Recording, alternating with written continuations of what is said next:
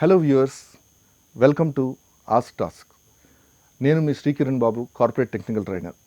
So ఈరోజు మనం తెలుసుకునే అంశం ఆన్లైన్తో తస్మాత్ జాగ్రత్త. ఏంటండోయ్, ఆన్లైన్తో తస్మాత్ జాగ్రత్త అని అనుకుంటున్నారా? నిజమే. మన ఆన్లైన్ జరిగే కార్యకలాపాల్లో ప్రతి దాంట్లో కూడా మనం చాలా చాలా చాలా జాగ్రత్తగా వ్యవహరించాలి. మనం జాగ్రత్తగా వ్యవహరించకపోతే ఎన్నో నష్టాలు చేకూర్చే అవకాశం ఉంది. సో తప్పకుండా మనం ఒక విషయం ఒప్పుకోవాలి, ఏంటి అంటే ఈరోజు ఆన్లైన్లో మనకి ఎన్నో రకాల ఫెసిలిటీసు, ఎన్నో రకాల సదుపాయాలు మనకి ఈరోజు ఆన్లైన్లో మనకు ఉన్నాయి. సో ఎక్కడికి వెళ్ళకుండా మనం జస్ట్ కేవలం ఇంట్లో కూర్చొని మనం లేదా ఒక విహారయాత్రలో ఉండి లేదా మనం ఎక్కడో ఇంకొక దేశంలో ఉండి మన యొక్క పనులు చూసుకుంటూ కూడా ఎన్నో కార్యక్రమాల్ని మనం ఆన్లైన్లో చేస్తున్నాం. సో అలాంటి వెసులుబాటు మనకు వచ్చింది అంటే బికాజ్ ఆఫ్ మనకి ఇంటర్నెట్ వల్ల. ఈ టెక్నాలజీ రావడం వల్ల, ఈ ఇంటర్నెట్ అనే టెక్నాలజీ ద్వారా మనం ప్రపంచంలో ఎక్కడి నుంచి అయినా సరే మనం ఎలాంటి కార్యకలాపాలనైనా మనం చేసుకునే ఒక వెసులుబాటు మనకు కలిగింది.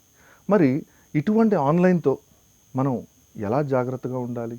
సో అది కూడా మనం తెలుసుకోవాలి. ఎందుకంటే ఆన్లైన్లో మనం చేసే కార్యకలాపాలన్నీ కూడా మన యొక్క దైనందిన జీవితంలో చాలా చాలా ముఖ్యమైన అంశాలకు ముడిపడి ఉన్నది. సో మనకందరికీ తెలుసు, చాలామంది బ్యాంకింగ్ కార్యకలాపాలు చేస్తారు. అదేవిధంగా చాలా ఇంపార్టెంట్ ఆఫీస్ డాక్యుమెంట్స్ అన్నీ కూడా మన యొక్క కంప్యూటర్లో పెట్టుకుంటాం. వీటన్నిటిని ఆన్లైన్లో మనం ఇంకొకరికి షేర్ చేస్తాం. ఈ రోజుల్లో మీరందరూ అబ్జర్వ్ చేసే ఉంటారు, వాట్సాప్ లేదా ఫేస్బుక్ లేదా ట్విట్టర్ ఇలాంటి సామాజిక మాధ్యమాల్లో, ఈవెన్ యూట్యూబ్ ఇలాంటి సామాజిక మాధ్యమాల్లో ఎన్నో అంశాలను పంచుకుంటున్నారు. సో ఒకానొకప్పుడు ఏదైనా సరే ఒక ఫ్యామిలీ కానీ లేకపోతే ఫ్రెండ్స్ కానీ కలిసినప్పుడు సరదాగా కబుర్లు చెప్పుకునేవారు. సో మేము ఇక్కడికి వెళ్ళాం, మేము అక్కడికి వెళ్ళాం, మేము ఇది చేసాం, అది చేసాం అని చెప్పి మనం చెప్పుకునేవాళ్ళం. సో అక్కడ మనం ఏదైనా సరే మాట్లాడేది ఆ యొక్క గ్రూప్కి సంబంధించి డైరెక్ట్గా మనం మాట్లాడుతున్నాం. కానీ మనం అదే పనిని ఇప్పుడు ఏం చేస్తున్నామండి? మనం ఆన్లైన్లో చేస్తున్నాం. సో మరి ఆన్లైన్లో మనం చేసేటప్పుడు ఆ స్పెసిఫిక్ యూజర్స్కే మనం పంచుకుంటున్నామా? లేదు, మనం ఎంతోమందితో పంచుకుంటున్నాం. మరి ఎంతోమందితో పంచుకునేటప్పుడు ఆ యొక్క వివరాలు, ఆ గోప్యత పోయినట్టే కదా. మరి ఆ గోప్యత పోతే దాన్ని అవతల వారు ఇంకో విధంగా మిస్యూటిలైజ్ చేసుకుంటే, సో కాబట్టి ఆన్లైన్తో ఎప్పుడు కూడా మనం తస్మాత్ జాగ్రత్తగా ఉండాలి. మరి కొన్ని అంశాలు మనం తెలుసుకుందాం, ఎలా మనం జాగ్రత్తగా ఉండాలి. సో ఆన్లైన్లో సాధారణంగా చాలామంది చేసే ఒక తప్పు పని ఏంటి అంటే, ఎవరైనా సరే ఒక సిమ్ కార్డు తీసుకోవడానికో లేకపోతే ఇంకో దీనికో ఒక డాక్యుమెంట్ అడిగారు అనుకోండి, వెంటనే మనం ఏం చేస్తాం? మన ఆధార్ని వెంటనే స్కాన్ చేసి లేదా ఒక పాన్ కార్డ్ని స్కాన్ చేసి లేదా ఒక డ్రైవింగ్ లైసెన్స్ని స్కాన్ చేసి వెంటనే మనం వాళ్ళకి పంపిస్తాం. అది ఎలా? ఈ సామాజిక మాధ్యమాల్లో. ఎప్పుడైతే సామాజిక మాధ్యమాల్లో మనం పంపిస్తున్నామో ఇది వేరే వాళ్ళు ఇంకో రకంగా ఉపయోగించుకోవడానికి కూడా అవకాశం ఉంటుంది. మనం సెక్యూర్డ్ లేయర్లో మనం పంపించుకుంటే పర్వాలేదు, కానీ అవతల వారి ఫోను హ్యాక్ అయి ఉందనుకోండి, సో అవతల వారి యొక్క కంప్యూటర్ హ్యాక్ అయి ఉందనుకోండి, డెఫినెట్గా ఈ సమాచారం మాత్రం అది హ్యాకర్స్ చేతిలోకి వెళ్ళిపోతుంది. సో ఎప్పుడైనా సరే మనం సామాజిక మాధ్యమాల్లో మనం షేర్ చేసుకునే ప్రతి అంశం కూడా మన యొక్క పర్సనల్ స్పేస్ని తీసుకునే విధంగా ఉండకూడదు. మేబీ మనం ఏదో ఒక పర్సనల్ ఫోటో తీసుకుంటాం. ఆ ఫోటోని తీసుకొని నేను పలానా సింగపూర్ వెళ్ళానో లేకపోతే పలానా మలేషియా వెళ్ళానో లేకపోతే పలానా కంట్రీలో ఇది చూశానో లేకపోతే అది చూశానో అని మనం మన అప్డేట్స్ అన్నీ పెట్టుకుంటాం. మనం ఈ సినిమా చూసాం, లేకపోతే ఆ సినిమా చూసాం, లేకపోతే ఆ పార్కులో ఉన్నాం, ఈ పార్కులో ఉన్నాం, ఇవన్నీ కూడా మనం మన యొక్క దైనందిన జీవితంలో జరిగే ప్రతి అంశాన్ని కూడా మనం సామాజిక మాధ్యమాల్లో పెట్టుకొని ఎంతమంది దాన్ని లైక్ చేస్తున్నారా, ఎంతమంది దానికి కమెంట్స్ పెడుతున్నారా అని చెప్పి మనం చూసుకోవడం అనేది ఈ రోజుల్లో జనరేషన్లో పరిపాటి అయిపోయింది. కానీ దానివల్ల చాలా నష్టాలు కూడా ఉన్నాయి. ఫర్ ఎగ్జాంపుల్, మనం ఒక ఫ్యామిలీ తీసుకోండి. ఆ ఫ్యామిలీలో ఒక ఫాదర్ ఉన్నారు, మదర్ ఉన్నారు, పిల్లలు ఉన్నారు. సో ఆ పిల్లల ఫోటోలు ఇవన్నీ కూడా దీంట్లో పెట్టడం వల్ల ఏమవుతుందంటే, ఈ పర్సన్కి ఓకే వీళ్ళు పిల్లలు, వీళ్ళు ఫ్యామిలీ మెంబర్సు అనే ఐడెంటిటీని మనమే బయటికి ప్రైవసీ ఇస్తున్నాం. సో ఈ ప్రైవసీ ఇవ్వడం వల్ల అది పడకూడని వాళ్ళ చేతిలో పడితే ఈ పర్సన్ని ఎలా అయినా సరే వాళ్ళు ఏదో బెండ్ చేయడానికో, మోటివేట్ చేయడానికో, లేకపోతే లొంగ తీసుకోవడానికి ఏదో విధంగా వాళ్ళు చేసే కార్యకలాపాలు చాలా సంఘ విద్రోహ కార్యకలాపాలు చేయడానికి అవకాశం మనం ఇస్తున్నాం. కాబట్టి మనం ఎప్పుడు కూడా సీక్రసీ అనేది, ప్రైవసీ అనేది మెయింటైన్ చేయాలి. అదేవిధంగా మరి ఈ ప్రైవసీ ఎలా మెయింటైన్ చేయాలి? సో ప్రతి అప్లికేషన్లో కూడా ప్రైవసీకి సంబంధించిన కొన్ని సెట్టింగ్స్ ఉంటాయి. ఫర్ ఎగ్జాంపుల్ వాట్సాప్లో మీరు మీ యొక్క స్టేటస్ని మీరు ప్రైవసీగా పెట్టుకోవచ్చు. మీరు ఏం చేస్తున్నారు, లేదా ఆన్లైన్లో ఉన్నారా లేదా, వీటిని కూడా మీరు ప్రైవసీగా పెట్టుకోవచ్చు.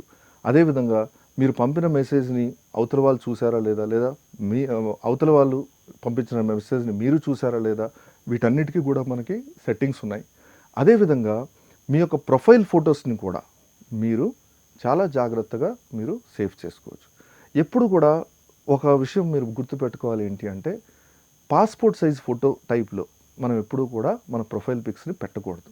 ఎందుకంటే ఏదైనా సరే మనం అప్లై చేయడానికి సాధారణంగా మనం చేసే పని ఏంటి అంటే, ఆ passport size photos, straight photos మనం పెడతాం. సో ఇలాంటి పెట్టడం వల్ల ఏమవుతుందంటే, అవతల వాళ్ళు దాన్ని క్రాప్ చేసి దాన్ని ఒక అప్లికేషన్కి ఎక్కడైనా సరే అటాచ్ చేసి, ఎలాగో మీరు వాట్సాప్లోని మీరు పాన్ కార్డో లేకపోతే ఆధార్ కార్డో ఏదో షేర్ చేస్తుంటారు. సో ఆ షేర్ చేసిన ఆ పర్టికులర్ దీన్ని ఉపయోగించి వాళ్ళు ఒక సిమ్ పొందడానికి కూడా అవకాశాలు ఉన్నాయి. సో కాబట్టి ఆ సిమ్తో వాళ్ళు ఏదైనా వ్యతిరేక కార్యకలాపాలు చేశారనుకోండి, అది మీ మీదకి వస్తుంది. సో కాబట్టి మనం ఆన్లైన్లో ఎప్పుడూ కూడా మనం పెట్టుకునే ప్రొఫైల్ ఫొటోస్ కానీ అవి డైరెక్ట్గా స్ట్రైట్ ఫోజ్లో కానీ ఇట్లాంటివి ఉండకూడదు. అదేవిధంగా ఫేస్బుక్ కానీ ఇట్లాంటివి తీసుకుంటే మీకు ప్రతి చోట కూడా ప్రైవసీ సెట్టింగ్స్ ఉంటాయి. అంటే ఏ ఫోటోలు ఎవరికి షేర్ చేయాలి, ఎవరికి షేర్ చేయకూడదు. సో సాధారణంగా ఇప్పుడు నేను తీసుకుంటే నా యొక్క ఫేస్బుక్ అకౌంట్లో ఎప్పుడూ కూడా నేను వారానికి ఒక్కసారి కూర్చొని ఆ ఫ్రెండ్స్ని ఒక కేటగిరీ కింద నేను డివైడ్ చేసుకుంటాను. సో ఈ ఫ్రెండ్స్ కేటగిరీ ఎందుకు చేయాలి అంటే, మనం ఒక పోస్ట్ పెడితే అది ఫ్రెండ్స్ అందరికీ కనిపిస్తుంది. అయితే మనం పెట్టే ఒక ఫ్యామిలీ పోస్టు మేబీ ఫ్రెండ్స్కి అందరికీ అవసరం ఉండకపోవచ్చు. సో అటువంటప్పుడు మనం వాళ్ళని ఎలా రిస్ట్రిక్ట్ చేయాలి అంటే, ముందుగా మనం ఫ్రెండ్స్లో కొన్ని గ్రూప్స్ క్రియేట్ చేసుకోవాలి.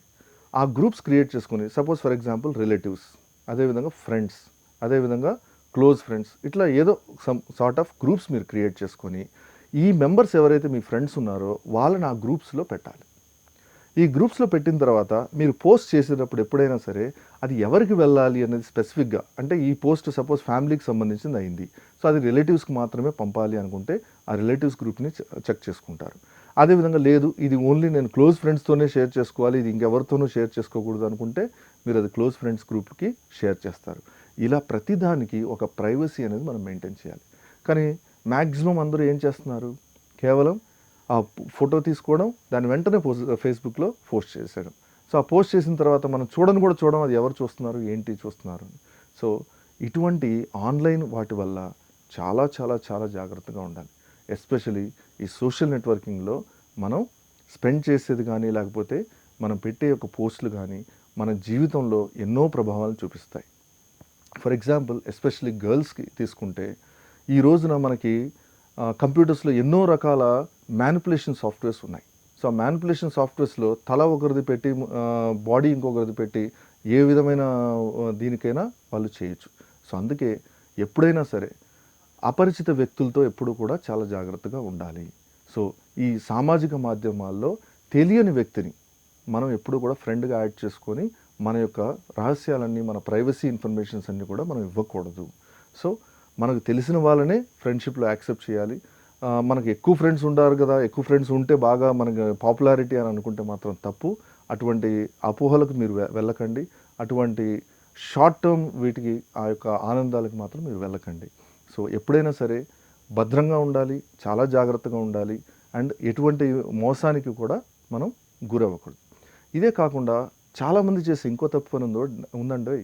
అదేంటంటే క్రెడిట్ కార్డ్ నెంబర్లు, క్రెడిట్ కార్డ్ పాస్వర్డ్లు, CVVలు ఇవి కూడా వాట్సాప్లో, ఫేస్బుక్లో షేర్ చేసుకుంటూ ఉంటారు, లేదా SMS లో షేర్ చేసుకుంటూ ఉంటారు. దీంట్లో కూడా ఒక నష్టం ఉంది.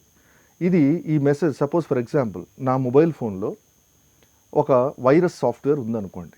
అది ఎక్కడి నుంచో వచ్చి డౌన్లోడ్ అయ్యి నా యొక్క ఏదో గేమ్ నుంచో దేని నుంచో వచ్చింది. అది వచ్చి నా యొక్క మొబైల్ ఫోన్లో అది టెస్ట్ వేసి ఉంది. టెస్ట్ వేసి ఉన్న ఈ వైరస్ ఏం చేస్తుందో తెలుసా అండి? మీరు ఏమేం చేస్తున్నారో మీ యాక్టివిటీస్ అన్నింటిని కూడా అది క్యాప్చర్ చేస్తుంది. మనం ఏదైనా సరే యాప్స్ కానీ అప్లికేషన్స్ కానీ ఇన్స్టాల్ చేస్తే మనం వెంటనే దానికి ఫుల్ పర్మిషన్స్ ఇచ్చేస్తాం.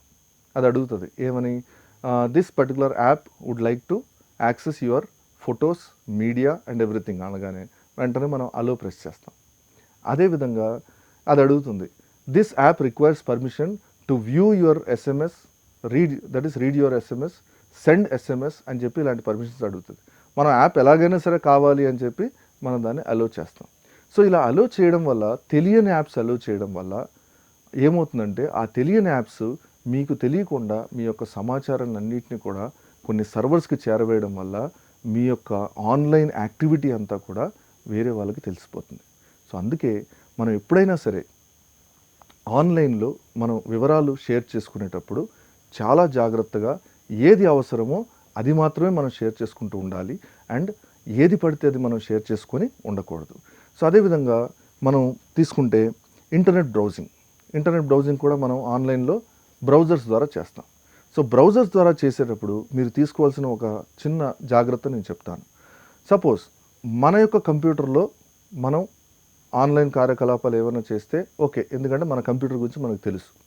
కానీ తెలియని ఒక కంప్యూటర్లో, అంటే మన ఫ్రెండ్ కంప్యూటరో లేకపోతే బయట ఇంటర్నెట్ సెంటర్స్లో కంప్యూటరో ఏదో మనం తీసుకున్నాం. ఆ కంప్యూటర్లో మనం ఏదో బ్రౌజ్ చేయాల్సి వచ్చింది, మనం ఒక ఫైనాన్షియల్ ట్రాన్సాక్షన్ అర్జెంటుగా చేయాల్సి వచ్చింది. సో అర్జెంటుగా చేయాల్సి వచ్చి మనం ఏం చేస్తాం, ఆ కంప్యూటర్లో వెళ్ళి మన యూజర్ నేమ్, పాస్వర్డ్ ఎంటర్ చేసి ఏదో ఆన్లైన్ షాపింగో లేకపోతే ఇంకేదో చేస్తాం.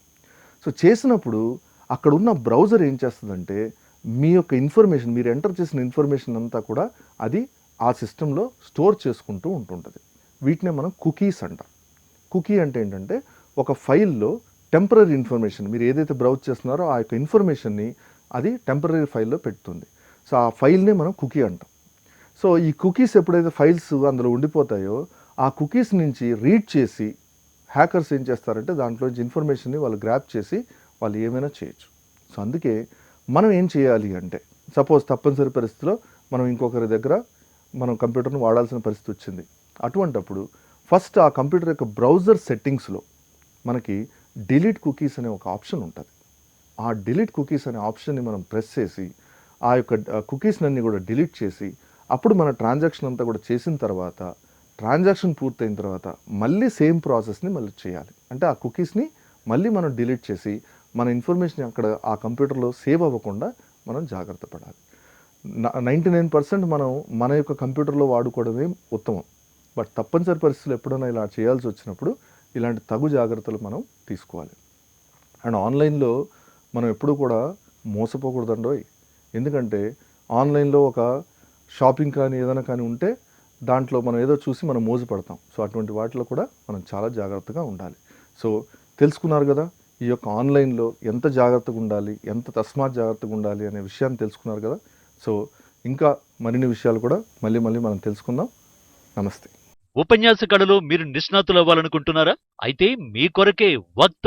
వివరాల కోసం సంప్రదించాల్సిన ఫోన్ నంబర్ 9553586062.